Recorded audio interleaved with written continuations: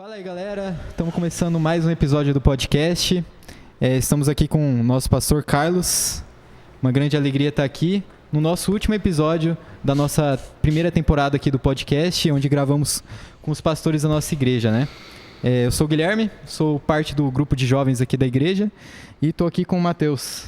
Isso aí, estamos aqui reunidos nessa noite quente de agosto, noite quente de inverno, para conversar com o pastor Carlos, para conhecer um pouco mais sobre a história dele, conhecer um pouco mais sobre a forma como ele enxerga a igreja, a comunhão, a amizade e em oração mesmo para que o Espírito Santo possa trazer assuntos que a gente leve para a vida, né? Amém. E vamos para a vinheta, pode soltar aí, galera.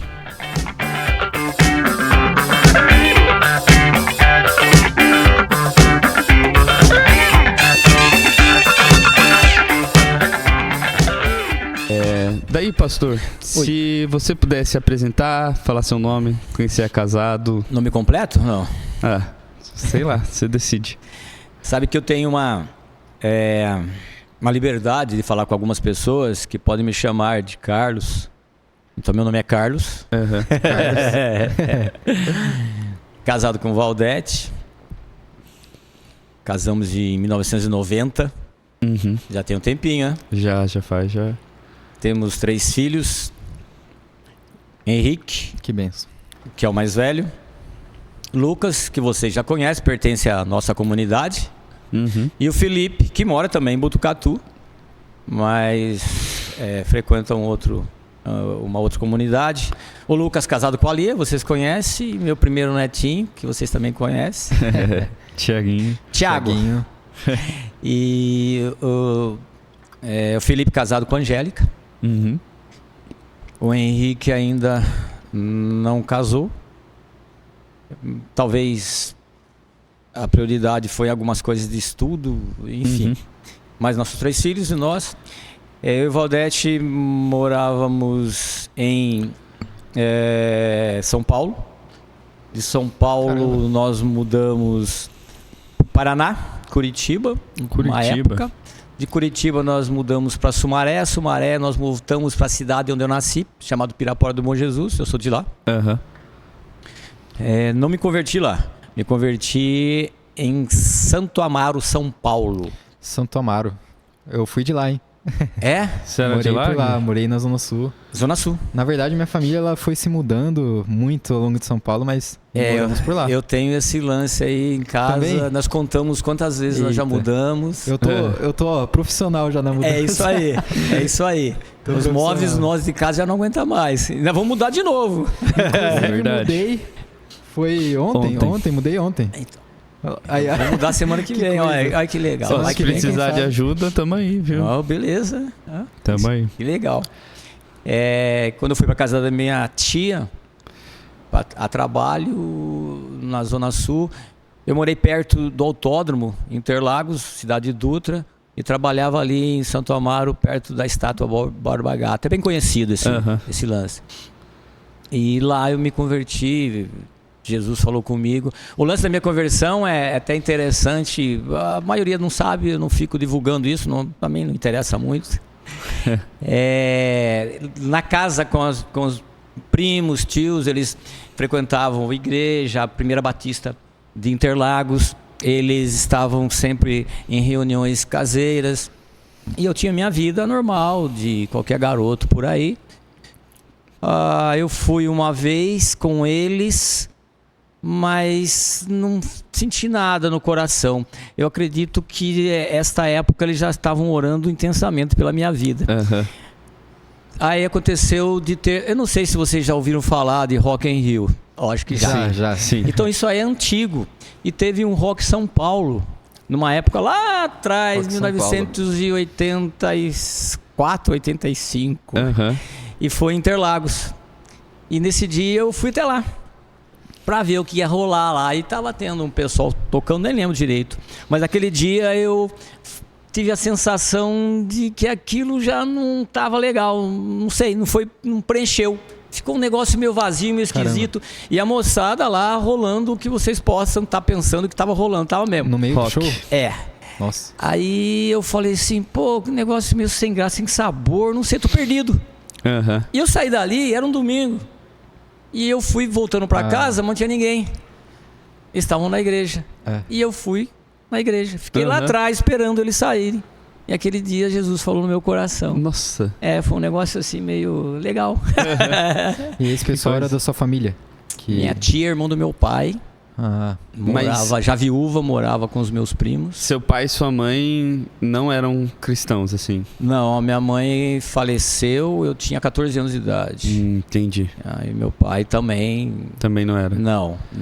A minha mãe, antes de falecer, ela teve uma sequência, isso de voltar-se para as coisas, talvez, da igreja, mas igreja católica na época, tá? E se voltar para isso... ter algumas práticas com algumas outras senhoras lá. E meu pai também não, católico, no sentido de que a gente hoje concorda de ser protestante, de evangélico, crente. Nessa formatação que a gente tem. Não, nós éramos católicos. E eu também. Então quando eu fui para casa da minha tia também. Continuou católico, mas... a prática católico, com o tempo foi esvaindo, não tinha essa prática. Quando eu era mais novo, sim, tinha uma prática bem maior, bem mais intensa. Mas depois a gente perde isso. Entendi. Aí foi minha conversão, foi lá em Interlagos. Depois disso, eu fui conhecendo o pessoal daqui, conhecendo o pessoal dali. Eu conheci minha esposa na Lapa. Quando eu cheguei, o Sérgio já estava lá, ela já estava lá também. Mas isso foi depois de 2, 3 anos da minha conversão. Foi uma batista? A primeira igreja? Primeira Batista de Interlagos. Primeira batista. Aí... Tenho até hoje lá o diplomazinho. O diploma do batismo. Foi em novembro de 1985. 2005 foi minha formação teológica. E aí, quando você entrou na igreja, assim, o pessoal já te recebeu bem, já... Como foi a reação das pessoas ali? Tinha uma galera lá, né? Moçada da época, já conhecia por causa dos meus primos. Meus primos eram bem ativos na música, na questão de ensino. Eles eram bem envolvidos. Então eles acabaram me conhecendo porque tinha um acampamento aqui, tinha alguma coisa ali. E você frequentava e ia nesses acampamentos? Ia. Porque eles chamavam, né? Com essa intenção, né? Venha para ficar aqui com a gente, né? Tal. Mas até ali ainda não tinha uma decisão no meu coração em andar perto de Jesus. Aí você acha que era mais uma falta de uma consciência, assim, da pobreza de espírito? Ou não fazia sentido para você? O que era que ainda não tinha clicado? Jesus assim? não tinha se revelado ao meu coração. O Espírito Santo não tinha me tocado, não tinha me convencido. Tá? Não tinha me convencido porque antes disso eu tinha uma noção de cosmovisão de Deus, eu tinha uma questão de entendimento de que havia percepção sensoriais entre as pessoas, então eu viajava. Era uma coisa meio hippie, assim. Viajava, não era uma coisa bem centrada, então eu gostava de astrologia, então, sabe, muito mais fácil hoje, então, os Vingadores para mim hoje, então, tranquilo. Tranquilo. Não foi. Então não tinha esse toque, não tinha esse chamado, Jesus não tinha cutucado um pouquinho mais meu coração, e essa conversão se deu na casa da minha tia lá. Um dia teve um acontecimento com uma das minhas primas, e aí uma reuniãozinha na sala deles, eu abri meu coração e falei: Jesus, eu gostaria de experimentar o que eles estão experimentando. É legal que o ambiente mudou ali, né? Porque estava um ambiente meio pesado por causa da minha prima, tudo, e aí mudou aquele ambiente. E aí, desse dia em diante, eu comecei a frequentar a igreja. O batismo foi rápido. E quando você entrou na igreja, o que mais te brilhava os olhos, assim? Eu gostava de ouvir pregações. Todo domingo, depois do culto, eu tinha a casa e tinha um quartinho ali, fora da casa ali. Eu ficava nesse quartinho dormindo. Eu e uma pessoa que era noiva da minha prima, que também era do interior. Eu não vou lembrar de onde que ele era. E ele foi também morar em São Paulo para trabalhar, para estudar. Então nós dormimos lá. Aí eu pegava a minha Bíblia depois do culto e ia ler. Ficava lá lendo. Eu achava uma coisa sensacional. Eu falei, meu, o que é isso? Aí começava a ler Gênesis, não entendia nada, ficava imaginando, viajando, né? Deus criou os céus e a terra. Como criou os céus? Do nada. A terra era sem forma, vazia. Eu falei, uma bola murcha, o que é sem forma, o que é vazia? Ficava ali todo domingo lendo. Então eu chegava durante a semana, queria ler. Então o que me interessou sempre foi: eu tenho que conhecer esse de quem a própria palavra dele fala. Esse ser de quem a própria palavra fala. Eu tenho que conhecê-lo, eu tenho que saber quem ele é. Como é que é? Como é que é a construção de tudo isso? Então isso gerou uma curiosidade intensa, né, no começo. Entendi. E isso veio naquele momento quando você foi na igreja, né? Foi tocado, aí você lembrou do que você tinha lido e falou, poxa, eu quero viver isso. Foi mais ou menos assim? No começo nem tanto. No começo foi apenas uma alegria, um preenchimento. Certo. Porque, lembrando o que eu acabei de falar, estava lá naquele meio e o negócio ficou meio vazio, ficou sem graça. Quando eu fui ouvir a pregação, nem lembro. Mas algumas igrejas têm-se, umas igrejas mais denominacionais. Isso. Elas, umas tradições mais antigas, elas sempre fazem apelo em todo final do culto. Nós podemos fazer isso também, depende da sensibilidade do espírito e tal. Naquele dia foi pregado e foi falado isso. E eu não lembro de ter ido lá na frente, mas eu lembro que a simples proposta de andar com Jesus me preencheu. Foi alguma coisa assim, estou com fome, comi. Deu satisfação, é isso aí. Preencheu. E como que isso transformou sua vida? Você percebeu uma diferença de quando você era não cristão, né, não convertido, e depois que você conheceu a Jesus, você realmente percebeu uma mudança na sua vida, nos seus costumes, hábitos? Foi bem gradual, não foi automático, não. Foi um processo, né? Foi bem um processo, foi bem extenso. Não foi assim automático. Algumas coisas eu fiquei radical. O convívio com os meus amigos, aí ficou um pouco radical. Sim. Porque eu não considerava mais ter que sair com eles para poder me divertir em algumas situações, para que eu pudesse estar de boa. Eu não precisava beber mais, eu não precisava ter conversas aleatórias, eu não precisava mais disso. Então, isso mudou. Eu podia ser mais em paz, tranquilo, mais sério. Não precisava de toda aquela bagunça, Eu não precisava mais disso para estar tendo algo para estar feliz, para estar em paz, ou mesmo para estar motivado. Não. Então, essa diferença. A Bíblia, a simples leitura da Bíblia já começava a dar sentido, talvez para aquilo que hoje eu pensando não tinha sentido, que era a minha própria vida. Porque era mais embalo, era mais indo, fazendo, acontecendo. Sim. Você meio que saiu do automático e começou a centralizar. A questionar, assim.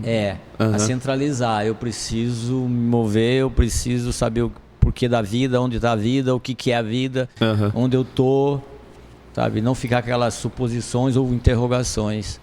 Eu precisava saber, mas sem saber, então chega um determinado momento que já não tem mais graça. Então, quando chegou nesse ponto, Jesus fez uma diferença. Mesmo sem ter a intimidade que hoje eu acredito que eu tenho. Mas a leitura da Bíblia, algumas interações que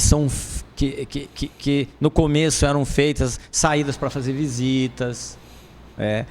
Os jovens faziam isso, ainda fazem, visitar algumas comunidades, alguns bairros, visitar algumas pessoas. o simples fato de estar junto, mas com um significado maior, de importância maior, isso fez uma diferença grande. Eu percebo na minha vida, por exemplo, que realmente eu ter me tornado cristão meio que me salvou, assim, da vida que eu estava tendo. É uma vida totalmente sem sentido, né? Que geralmente a gente vai muito em busca das questões materiais, né? A gente pensa que para ser bem sucedido na vida eu tenho que ter um bom emprego. E é realmente uma coisa boa, né? Mas não é o tudo, né? Então eu acabava ficando muito frustrado, né? Por não conseguir as coisas. Acho que a gente vivia por isso, né? Acho que a gente quer ser aceito e quer ser bem conduzido. O que eu quero dizer com conduzido? Que as outras pessoas reconheçam que a gente está dentro de um padrão que é ótimo, excelente. Mas quando isso não acontece, e na maior parte das vezes isso não acontece, principalmente para os jovens, a gente sempre procura alguma coisa para satisfazer esse vazio, esse vácuo que existe. E eu, como qualquer outro, também ia no embalo tentando ver para chegar lá no patamar. Mais tarde ia trabalhar, mais tarde ia casar, arrumar namorada, arrumar alguma coisa que fizesse sentido. Então, se não tivesse essas coisas, não teria sentido o simples fato de estar conversando com vocês agora, sem ter uma coisa mais substancial, assim, uma coisa maior, mais visível. Certo. Porque a gente está falando de algo que preenche o coração, mas é invisível. É algo assim, como ser feliz simplesmente no quarto orando. Sim. É algo... É invisível. É invisível. Não tem assim um porquê, mas preenche. Então isso deu uma razão maior para eu não ter que ter uma satisfação carnal. No sentido não assim, totalmente... baixo, mas pelo menos eu vi um significado de ter uma amizade sincera. Sim. Eu vi uma importância de se importar com as pessoas que são mais velhas, os pais, tios, a importância de estar em comunhão com primos, irmãos, irmãos mesmo de carne. Aí isso começou, não é que ampliou, começou e depois desse relacionamento com Jesus. Aí você falou que depois de 3 anos você foi lá para a igreja da Lapa. Porque teve algumas passagens. 2 anos depois eu conheci algumas pessoas que começaram a frequentar lá, tá? E essas pessoas a maior parte morava em Osasco. Então depois de 1 ano eu fui morar em Osasco. Aí eu comecei a ir com eles também lá na igreja, aí que eu conheci o pessoal. Mais ou menos isso. E aí esse pessoal é o pessoal que você ainda tem bastante amizade. Tem bastante amizade. A gente perde o vínculo em função daquilo que a gente tem do dia a dia. Sim. A gente casa, eu casei, acaba mudei, dando uma diferença. Então meus planos foram mudados. Sim. Algumas coisas foram mudando, nasceram os filhos. Então eu acabei me afastando desse pessoal em função daquilo que eu estava fazendo. Eu trabalhando em São Paulo, mantinha o vínculo com esse pessoal. Mas depois... Mudou, é difícil, né? Eu mudei de São Paulo, fui morar no Paraná, então depois voltei para São Paulo. Muito difícil. Tá? Hoje é mais fácil, porque eu não tinha também WhatsApp. Telemóvel. Celular, não tinha nem telefone. Tinha às vezes sinal de fumaça e olhe lá. É uma ajuda imensa, né? Uma facilidade. Que nem, acho que seu filho, né, tinha ido para os Estados Unidos... Aí se não tivesse essa tecnologia, provavelmente vocês iam ficar sem contato, né? Sem contato. Sem contato. Ia ser uma coisa bem difícil para nós. Nossa. Já a ida dele, antes de ir para os Estados Unidos, já foi difícil. Porque o primeiro filho foi para Porto Alegre, na cidade. Não foi para Porto Alegre direto, ele foi para o sul. E nós não tínhamos também. Ele não tinha uma tecnologia que pudesse fazer com que a gente tivesse um diálogo, contato direto todos os dias. Então o Henrique foi um pouco mais difícil nós termos esse contato dia a dia.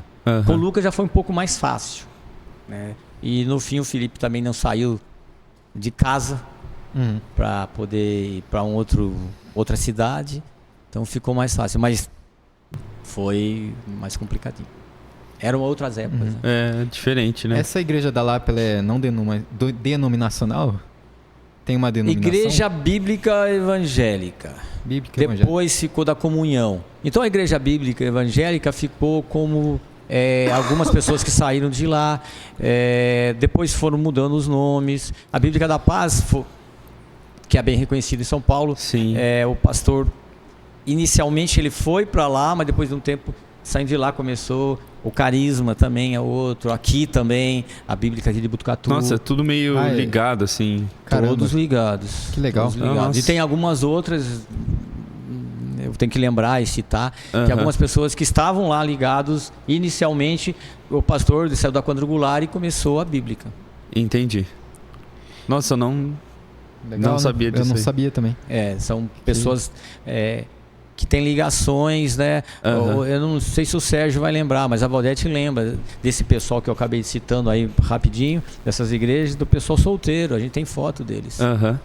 Eram tudo novos também, tudo com essa visão de fazer alguma coisa, vamos Ah, lá, é. no pique, né? Juventude, Jovem né? legal. tem um negócio legal. diferente, né, pra fazer as coisas. É isso aí. Mas a igreja lá era bem visitada. A igreja Aham. da Lapa, né? Ela começou ela mudou de lugares acho que 2, 3 vezes. Caramba. Quando eu cheguei, ela estava ali na Lapa, Tito. Mas antes ela estava em outros lugares, Barra Funda. Ela começou numa casa e foi para outros lugares. Quando eu cheguei, já estava nesse lugar. E esse lugar foi bem movimentado. Depois foi para... Ela saiu, continuou na Rua Tito, mas foi para Aham.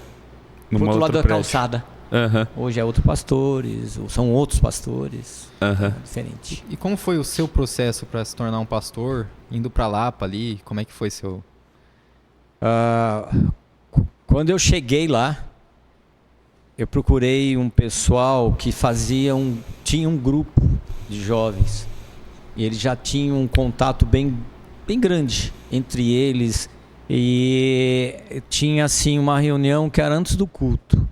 Ah, que legal. Aí, quando eu cheguei lá, eu conheci o Anésio, eu fui perguntar para ele como é que era isso aí.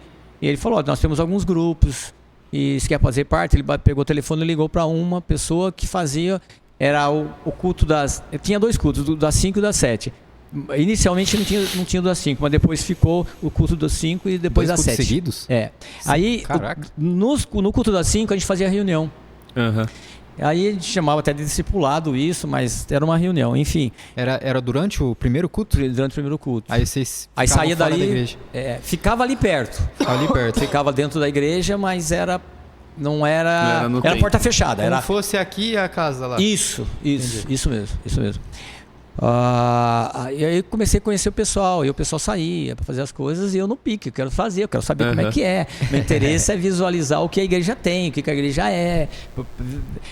Porque, como eu te falei, eu sempre me interessei e sempre fiquei anotando o que estava sendo falado, queria saber, porque havia pregações, e pregações na época para mim foram estrondosas, porque eu não conhecia nada. Aham. Tá? Então, quando eu fui para lá para conhecer esse pessoal, para mim era uma coisa gigantesca. E uma moçada que era ativa, Que queria, né?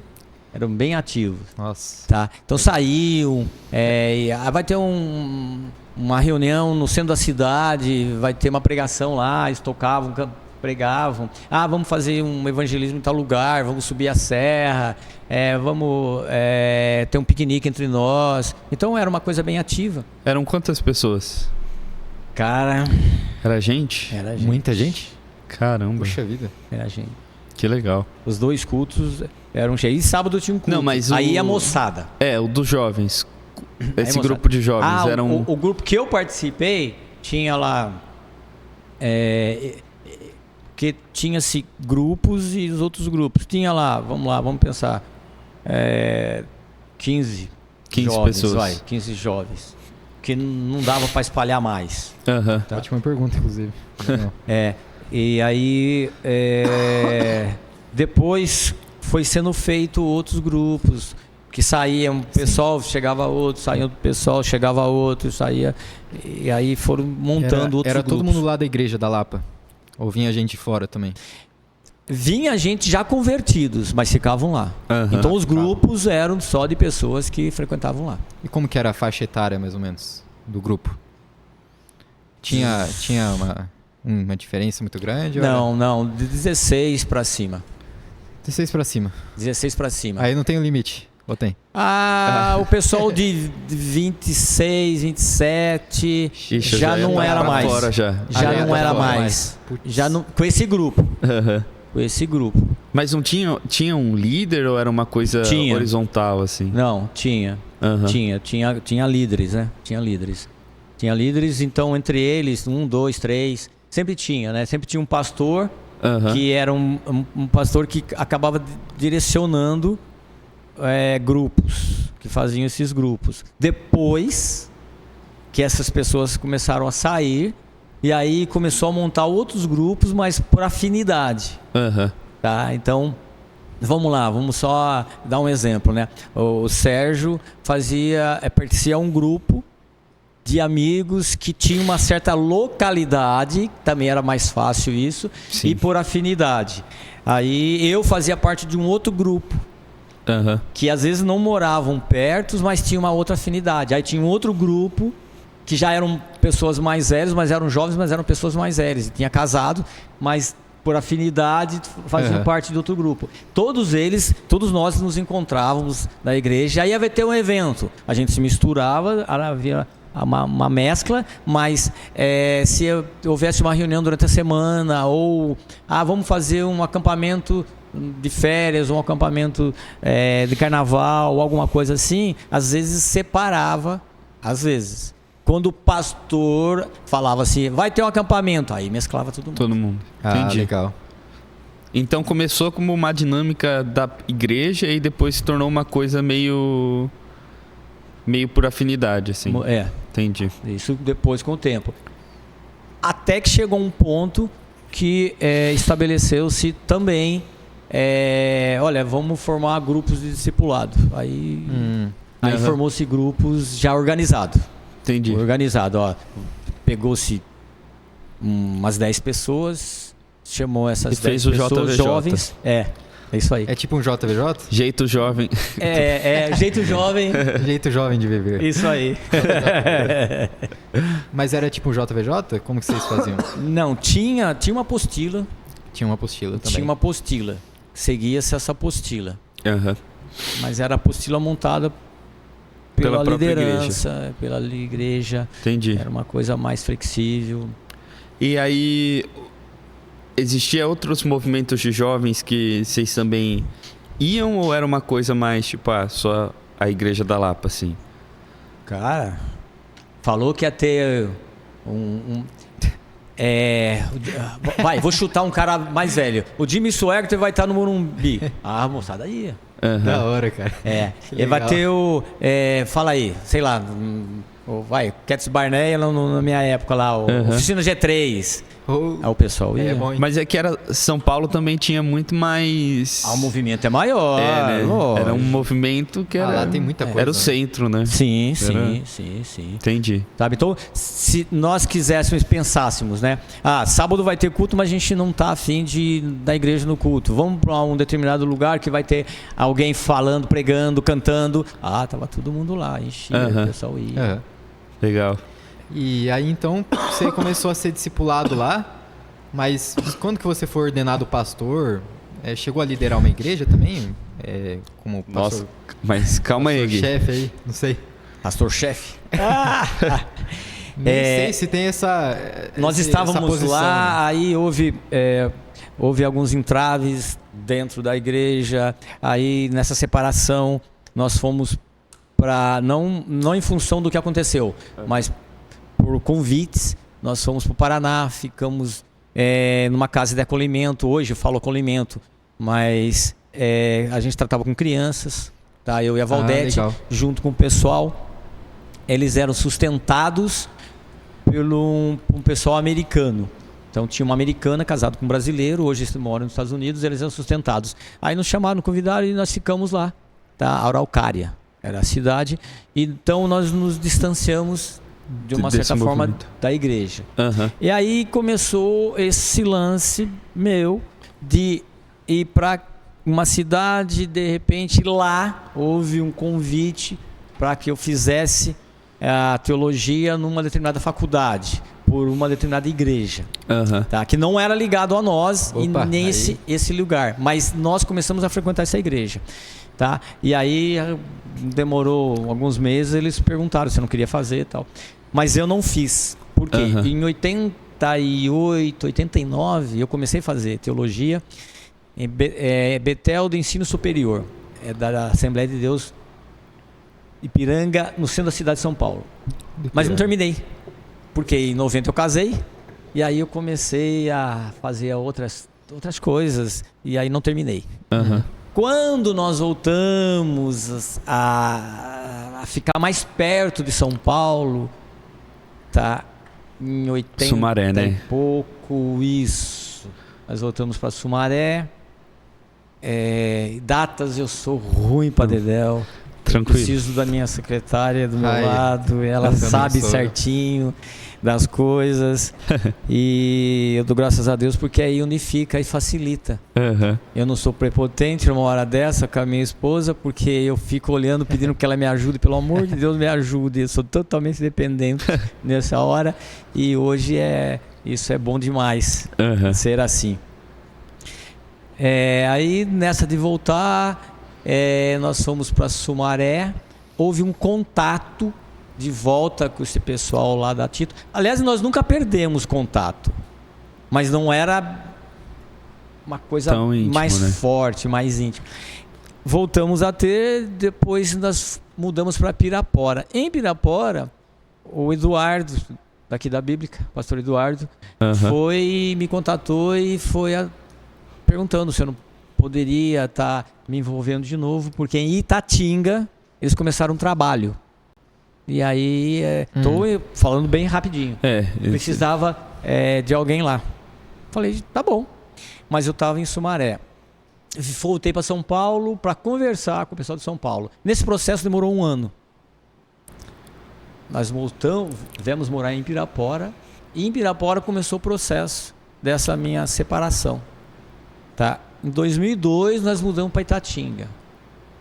Mas aí o pastor Sérgio pediu que eu terminasse.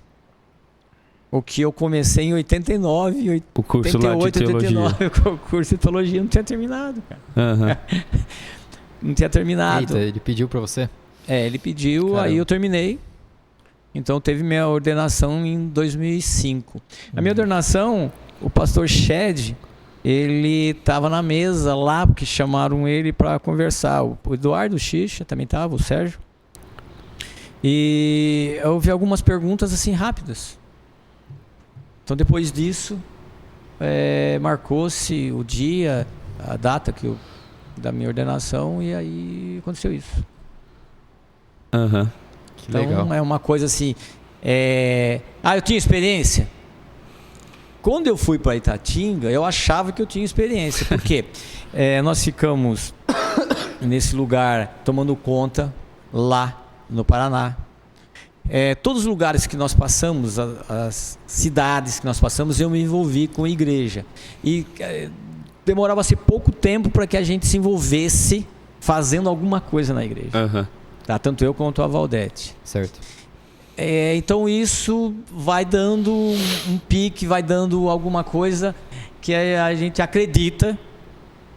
Eu acreditava que isso estava me calejando para que eu pudesse futuramente ser pastor. Ser pastor é um chamado. Mas isso traz um pouco de arrogância, isso traz um pouco de orgulho. Então o tempo foi dado por Deus para que pudesse quebrar isso. Quando nós chegamos em Itatinga, eu assumi, então é minha responsabilidade o grupo que estava lá. E as pessoas que chegaram, então ficaram todos debaixo da minha responsabilidade. Certo. E tinha esse vínculo de prestação de contas? Não. Mas tinha por afinidade, porque não dá para caminhar sozinho. Sim.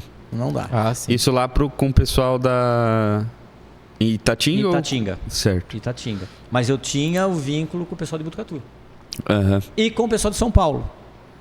Mas como é que sim. fica isso, essa relação de aproximação? Eu que tinha que vir para Botucatu para poder ter encontro com os pastores daqui, para poder conversar com eles aqui, para tentar prestar alguma conta, dar satisfação, porque São Paulo era mais distante e a comunicação, como você mesmo perguntou, também nessa época era, mas a gente não tinha. O telefone era de gancho ali, não era celular.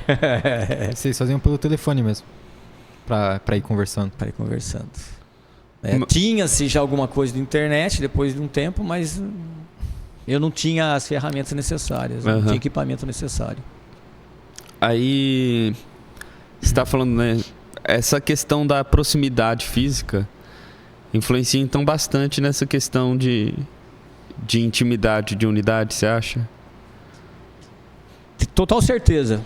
Uhum. Total certeza. Não dá para andar sozinho. Mas eu digo pessoalmente, né? Você Pessoalmente. Tem que ter a pessoa, né? Pessoalmente. Muito mais do que somente você tendo um trabalho numa denominação, igreja, comunidade, que seja lá no campo, você direto no campo, sem ter alguém que te visite ou que você vá até ele para você conversar, ter comunhão, ter um papo e até mesmo comer uma pizza, até mesmo conversar de certos assuntos que não são só direcionados a que está acontecendo na igreja, mas direcionado ao que está acontecendo com você. Ter uma amizade mesmo, naquilo que você citou aí. Você ser amigo, isso faz uma falta enorme. Enorme. Sim. Porque isso pesa. Pesa para o marido e pesa para a esposa. Pesa para os dois. Então, amizade, tanto para o homem quanto para a mulher. Tem que existir essa amizade. Porque desenvolvendo essa amizade facilita no sentido de que quando você tem que trabalhar e você tem que ser o responsável à frente, você sabe que tem pessoas que estão te entendendo, mas não são só aquelas que estão te ouvindo. Porque se aquelas que estão te ouvindo não te entender, você tem amigos. Né? Em João capítulo 15, Ah, que legal. Jesus fala: eu não vos chamo mais de discípulos, mas vos chamo de amigos. Porque se você não tem pessoas que estão concordando com você, mas você tem amigos. Sim. Então, pregação, estudo, discipulado, fica uma coisa meio aleatória. O melhor de tudo, que eu penso hoje, é o discipulado, é você ter vínculo de amizade. Para mim é isso. E o vínculo de amizade não dá para ser somente num determinado horário do dia. Sim. É um vínculo de amizade que de repente... e aí? Ô Mateus, o que você está fazendo?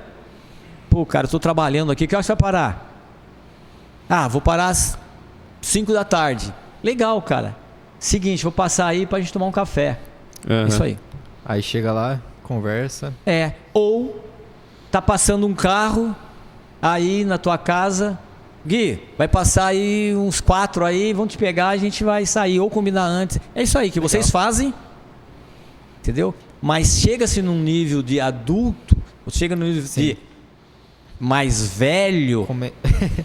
Começa a ficar meio difícil, né? Por causa da família, tudo. Então, isso para mim é de suma importância, principalmente para discipulado. Que legal.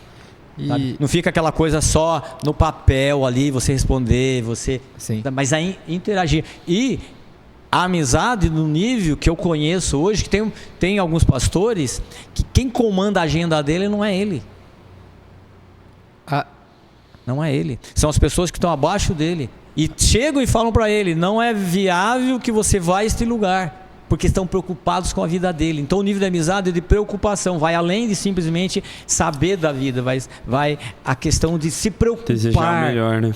Se preocupar, de entender que é melhor as coisas para aquilo. Então é um nível de saber mesmo, de ter aquele toque, de ter aquela afinidade, de saber, não, a pessoa ela é meio chata, mas eu gosto demais de andar com ela.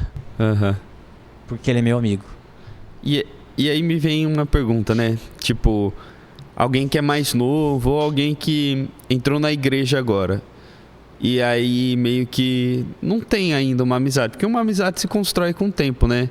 O que você indica? Tipo, eu acho que aquela pessoa eu vou gostar de andar com ela. E aí começa a buscar aquela pessoa? Ou você acha que, não sei, começar a frequentar um lugar e... Muitas vezes se cria até mesmo ministério de ajuda, ministério do porteiro que recebe as pessoas. Uhum. Cara, isso pra mim não funciona, não é legal. Uhum. Não é legal. Se uma pessoa entra, ela vem para a igreja, ela vem por quê? Ela vem a convite de alguém. Ou ela veio aleatório. Passei na frente, Jesus me caçou ali, eu fui fisgado.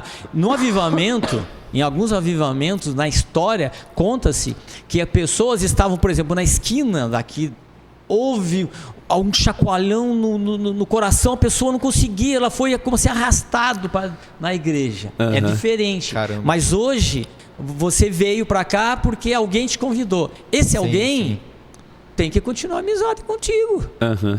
Tem que ser seu amigo. Esse é alguém que trouxe você para cá, ué. Então, como é que alguém se interessa por ele? Não, você que trouxe é responsável por ele. Uhum. Tem o livrinho do Pequeno Príncipe. Pequeno Príncipe. Você é eternamente responsável por aquele que você cativou. É isso aí. Puxado. E o que você acha que é necessário para você começar a discipular alguém? Existe um mínimo? Aí é que tá. A disposição de você discipular, a disposição é que você vai ter alguém perto de você que às vezes não vai concordar com aquilo que você está falando. E você não pode chutar o balde. Verdade. Não é? Caramba. Então você tem que gostar da pessoa, mesmo que ela não venha concordar com você. Sim. Então você é amigo dela, você é amigo dela. Ok. Ela concorda com você? Concorda. Ela vai se abrir? Vai. Então aqui tem-se um ritmo, tem um programa, que ela vai ser inserida dentro de um contexto, que ela vai ter que entender que ali vai ter pessoas preocupadas com ela, tá? Dentro desse contexto que ela vai ser inserido. Então ela vai ter cobranças e vai mudar. Mas os outros que estão em volta dela também vão ter que abraçá-la para essas pessoas entenderem que ela é mais um que soma ali dentro. Então ser discipulado não é só aquela pessoa que vai aprender, mas ela também vai estar trazendo ensinamento para as outras pessoas, porque todo mundo dentro do corpo tem uma função dentro do corpo para fazer alguma coisa. Então eu vou discipular alguém, então geralmente a gente pensa que tem que ter já uma capacidade. É lógico, Sim. né, que se a gente não tiver nenhum conhecimento, aí complica. Não vai ter o que falar. Mas para mim o principal é a questão de eu visualizei em você uma capacidade de me ensinar. Legal. Então você vai me discipular, porque eu enxerguei isso. Mas mais do que isso, eu enxergo em você uma pessoa que eu confio. Então o discipulador tem que passar uma confiança para o discipulado. E essa troca, esse entendimento. Tá? Eu sempre penso que o professor se realiza quando o seu aluno é melhor que ele. Uhum. Não tem ciúmes. Não é sempre, mas o ideal seria, né? Legal. Porque existe muito também... É complicado, né? Porque às vezes se você está num lugar de autoridade, às vezes você quer se manter nesse lugar de autoridade por conta do status, né? E aí justamente precisa ser alguém maduro, né? Para saber lidar com esse momento de... Porque o próprio Jesus fala, né? Aquele que quer ser o primeiro, seja escravo do outro, né? Hoje o Guilherme até falou de você ter o que você precisa e até você ter o coração naquilo. Ou você saber que tendo e não tendo coração naquilo, então você tem uma dor, mas o seu coração não está na dor, mas você está sentindo a dor, mas o seu coração não está ali. Então, a partir daí, você tem a liberdade, então você é livre. Você é livre. Tá? Então eu estou ajudando alguém, mas eu não sou preso. Eu tenho que discipular, eu sou discipulador, sabe? Eu não posso ser corrigido, eu não sei, sabe? aquela coisa que é bem pirâmide, né? Eu estou no topo e os outros têm que estar abaixo. Não tem esse lance de ter que ser. É uma coisa assim, comum, sabe? Vamos visualizar Jesus com excelência, tá? Ele agia às vezes de forma simples e o pessoal era pego no contrapé, porque a forma dele falar às vezes era uma forma simples diferente, que o povo entendia. O povo entendia, que eles sabiam que era ali o acontecimento. E ele agia naturalmente e de forma simples, não é? Pensa lá, Jesus falando de comida, Jesus falando de bebida, Jesus falando de planta, né? Do céu, ele fala do nascer do sol. E ele falava das coisas que estavam acontecendo. Só que a forma, a propriedade e aquilo que tocava o coração das pessoas era de forma diferente, né? Eles falavam, né? O Senhor ensina de forma com autoridade, diferente, né? De alguma coisa a mais. Mas eu penso que é uma coisa mais simples, né? A gente sempre conversa algumas coisas e o Lucas gosta às vezes de tocar nesse assunto. Como é que eu consigo transmitir? Sim. Para a pessoa que está lá, também tem que facilitar isso, né? Não adianta eu, com toda a minha formação teológica, vim falar com um povo que é novo, convertido. Sim. E querer dar um maior estudo. Não, mas a gente estava lendo ontem, né? Lá em Timóteo, fala que o supervisor da igreja precisa ser didático. Então, eu penso que quando você vai transmitir algo e esse didático ele funciona bem, porque olha, vamos pensar, Jeremias, o profeta Jeremias era didático? Então, estamos pensando, ok? Porque as passagens que nos falam ali, você entende, porque você já leu várias vezes, mas era um profeta. E o profeta, quando ele vem trazer uma mensagem, ele vem trazer uma direção, ou algo que Deus colocou no coração para dar uma arrancada, uma ordem, um chacoalhão no pessoal, dando uma direção. E às vezes não é didático. Às vezes não é didático, sabe? Mas a gente aprende melhor quando a coisa é didática. Mas como a formação das pessoas que estão ouvindo, a formação que eu digo presencial, ali, como é que é? Sim, a estrutura. A estrutura. A posição. Você senta numa roda, a forma de diálogo é totalmente diferente quando você tem as cadeiras e alguém está lá na frente falando. Então eu posso ser didático numa roda onde todo mundo está aprendendo, diferente de alguém que está só pregando sendo didático, tá? Concordo que é mais fácil para ter entendimento, porque nós estamos acostumados a isso por causa da escola. Não é? Então, Jesus foi. Tem teólogo, tem pessoas que vão falar, foi. Mas tem pessoas que vão falar, mas teve hora que ele parece que não está falando nada com nada, né? Parece que deu uma viajada em algumas situações. Mas então deve ser? Deve. Paulo teve uma organização maravilhosa. Os livros dele parecem uma coisa, né? O cara era capaz, né? Mas as falas de Pedro, até que se organizou o livro de Pedro, não eram bem assim.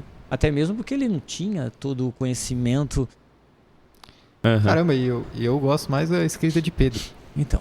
Mas depois alguém escreveu, alguém ajudou, né, para colocar as coisas em ordem, fala. Mas ele não tinha. Era um pescador, era um caipira do interior. Pois é. Caramba. Então, é legal? Legal.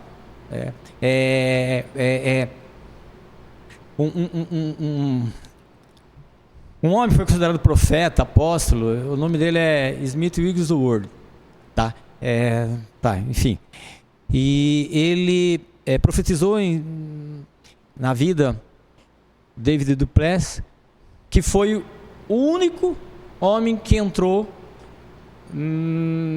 conversar com o Papa, e o Papa permitiu que ele ministrasse Atos, capítulo 1 e 2, E as pessoas que estavam lá foram batizadas no Espírito Santo. Aí começou, em 1960, aquilo que a gente sabe da igreja carismática, da igreja católica. Smith Wigglesworth gaguejava e não sabia falar direito. Quem pregava era a esposa dele. Numa viagem que ele fez, ele foi preenchido, de forma que eles falam lá. Tal. Quando ele voltou, ele falou para a esposa. Aí a esposa falou: então hoje você vai pregar, já que você foi cheio do Espírito Santo. E ele foi e pregou. A história diz que naquele dia, até ela, que estava no último banco, foi lá na frente para, sabe aquela coisa assim, foi aceitar Jesus de novo. E aí a gente fica pensando, como? Como? O Jonathan Edwards, o sermão mais conhecido dele, ele leu na igreja dele. Pessoal, numa igreja que ele foi pregar, ele leu de novo, aí as pessoas se arrependeram e se voltaram. Foi didático? Deve ter sido. Mas ele leu o sermão. Hoje, se alguém lê, a gente vai falar assim: nossa, que coisa monótona. Coisa estranha, né? E era bem comum antes, né? Não, ele era desse jeito. Não era, não? Não. Ele era desse jeito. Eu acho que não. Que tinha, eu digo como, sei lá, que me veio o Pedro Vaz de Caminha, aqueles padres que escrevia, né, sermão. Mas não sei como era da igreja protestante, né? Sim, diferente. Tinha os primeiros que vieram aqui, os holandeses que vieram, ou pessoas que vieram da Europa, os primeiros que vieram ministrar, vieram falar aqui, tiveram que falar uma linguagem um pouco mais pro povo, facilitada, né? Para o povo. Talvez se torne didático porque o povo está ali, né? E como que você equilibra, não sei se em algum momento da sua vida ficou difícil a questão pastoral e a vida familiar? Não sei se você sentiu essa dificuldade em algum momento. Como que você passou por isso? Ou foi tranquilo? Acho que tranquilo não é porque a gente começa a enfiar as coisas na cabeça, a gente começa a achar que tem que ser algo fenomenal, né? Fenomenal. Por exemplo, quando eu conheci a Valdete, nós estávamos num círculo de amizade, um monte de jovens, e eu cheguei um dia, convidei pra gente sair. Vamos sair? Vamos, só nós dois. Ok. Nesse dia, tá, eu saí de casa, como todo jovem que vai sair pela primeira vez. Você vai sair, tem que sair. Todo bonitinho, cheiroso, pentei o cabelo, escova os dentes, né? Depois relaxa. Mas no começo é assim, né? Sim. Ainda mais pra quem tá gostando. Eu peguei a minha Bíblia. Porque eu pensei, nós vamos sentar num banco, vamos ler a Bíblia. Ou vamos para um lugar, tipo assim, cemitério, que lá é tranquilo, em paz, ninguém vai incomodar, né? A gente fica se conhecendo, tá? Chegamos, nos encontramos, ela pegava um ônibus, descia aqui. E eu peguei um ônibus, desci um pouco perto, nós nos encontramos nesse ponto de ônibus e ela desceu. Eu falei: oi, tudo bem, tal, conversando, onde a gente vai? Em São Paulo tinha um lugar chamado Play Center. Sim. Ela falou: vamos pro Play Center? E eu com a Bíblia na mão. E aí? Leva a Bíblia. Leva a Bíblia. Como é que eu vou brincar na montanha russa? Onde que eu vou segurar a Bíblia? Como é que eu vou nos outros brinquedos segurando a Bíblia? A Bíblia minha era desse tamanho. Eu falei: caramba, onde eu vou deixar disso? Então, essa questão, como é que eu concilio as coisas da família com as coisas da igreja? Simples. A minha casa é a igreja e a igreja é a minha casa. Eu não posso separar. Então os meus filhos são os meus primeiros discípulos. Se eu não for pastor na minha casa, eu não posso ser pastor na igreja. Então é uma continuidade. A minha casa tem que ser uma continuidade. A igreja tem que ser uma continuidade do que a minha casa, tá? Você já sabia isso quando você começou? Não. É como aconteceu com a Valdete. Foi acontecendo. Puxa vida, eu preciso orar, mas ao mesmo tempo tá o pessoal em casa, tá os meus filhos em casa. Eu preciso jogar bola. Eu preciso sair com eles. Eu preciso. A gente fala assim: não, vamos orar, mas não. A gente fazia uma reunião. Em casa era toda semana tinha uma reunião, ou quarta ou quinta tinha uma reunião em casa. Com eles, né? Abria-se a Bíblia, vamos ler a Bíblia, vamos. Pegamos um livro. Aí terminamos o livro da Bíblia. Aí começamos outro. Vocês iam lendo livro por livro? Livro por livro. Estudando? O último que a gente não conseguiu estudar, o Felipe lembra até hoje, foi Daniel.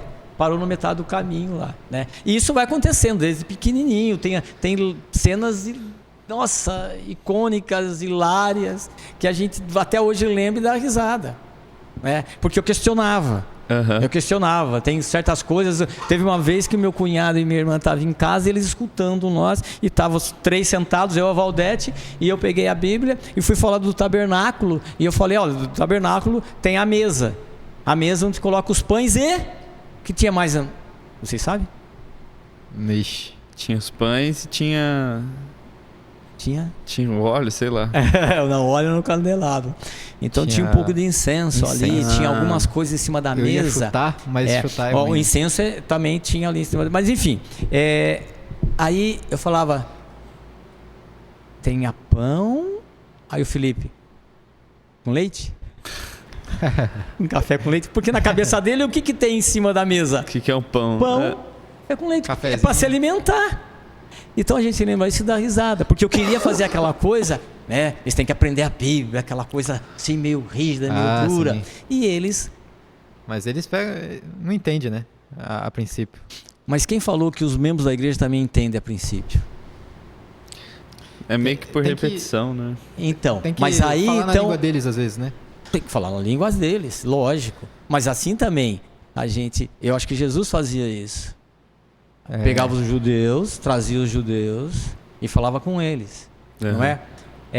Para os judeus, a terra é muito importante, ainda é. Deus falou para Abraão, sai da sua terra, eu te levarei para uma terra que manda leite e mel. Depois eles foram para o cativeiro, uma vez, lá para o Egito, ficou lá em cativeiro, voltou para a terra. Depois foram para a Babilônia, voltou para a terra. Então, para a terra é tão importante, que até agora, na última vez que teve, em 48, outubro, que eles voltaram para a terra. Bom, enfim, por ser importante, essa questão da terra, Jesus fala para eles, no Sermão do Monte, que hoje a gente estava ouvindo.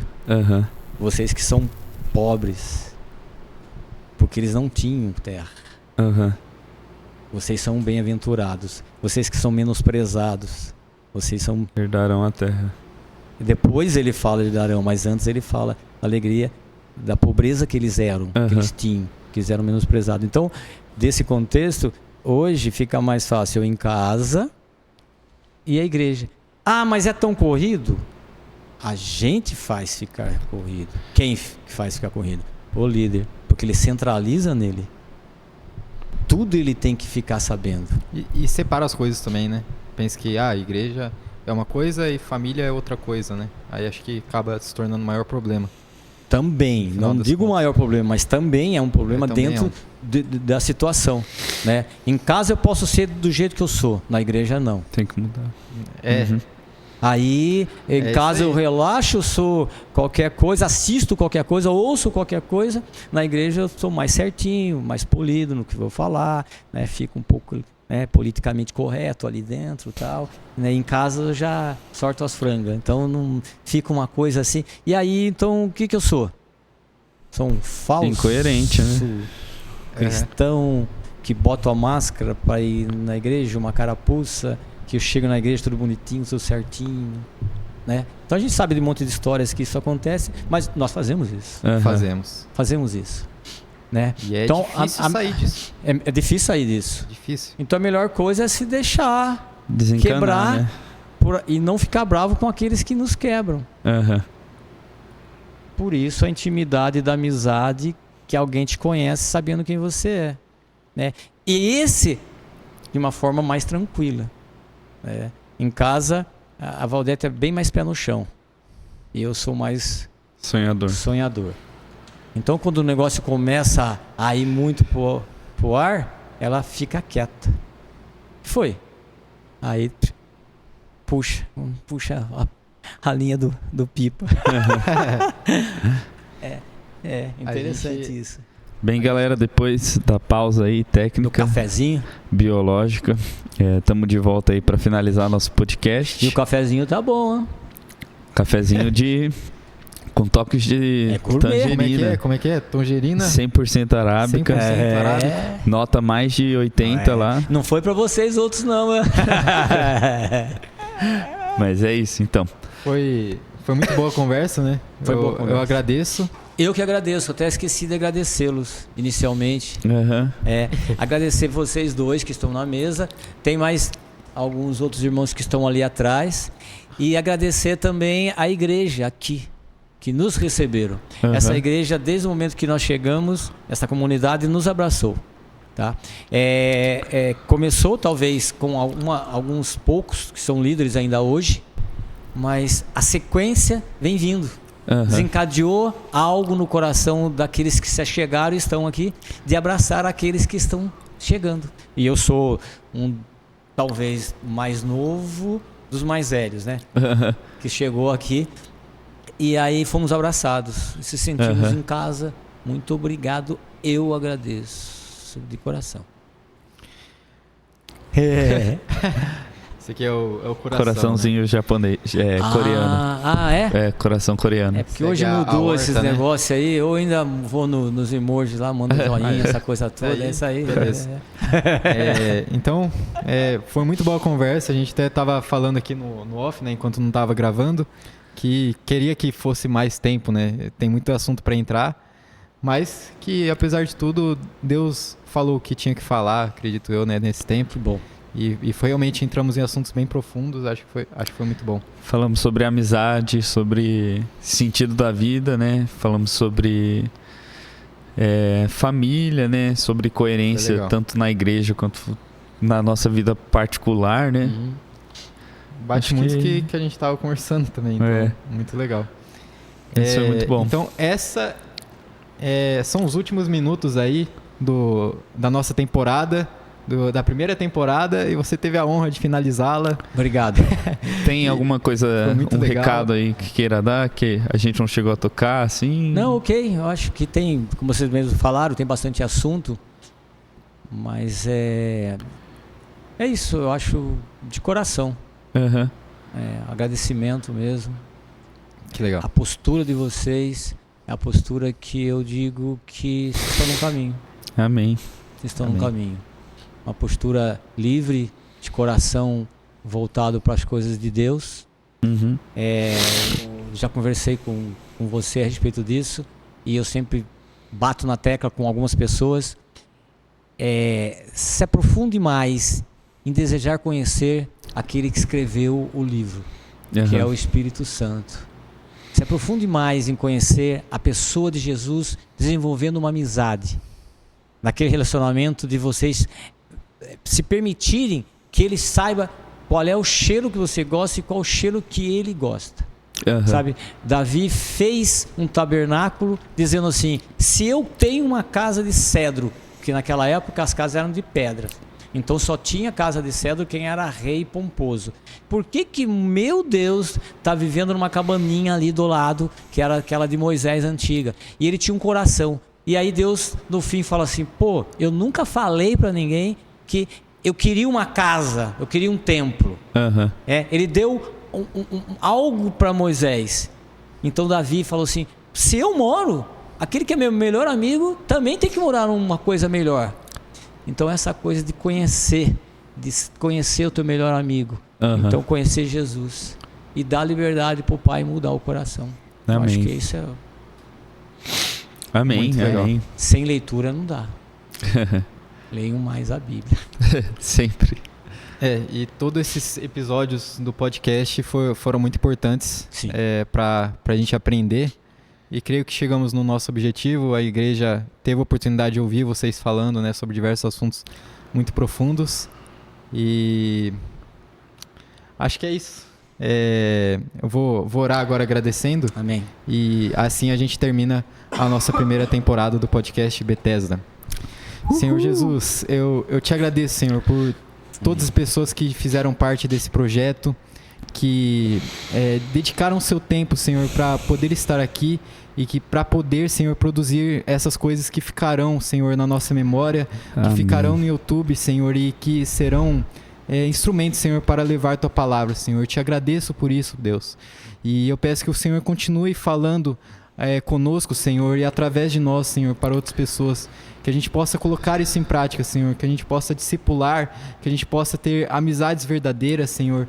E sempre te conhecer mais, Pai. Eu te agradeço por tudo que o Senhor fez, Senhor, e que ainda fará em nossas vidas, Senhor. Obrigado, Senhor. E que o Senhor continue nos guiando, Senhor, para que a gente possa fazer ainda mais pela igreja, Senhor, e por você. Em nome de Jesus, Senhor. Obrigado. Amém. Amém. Amém.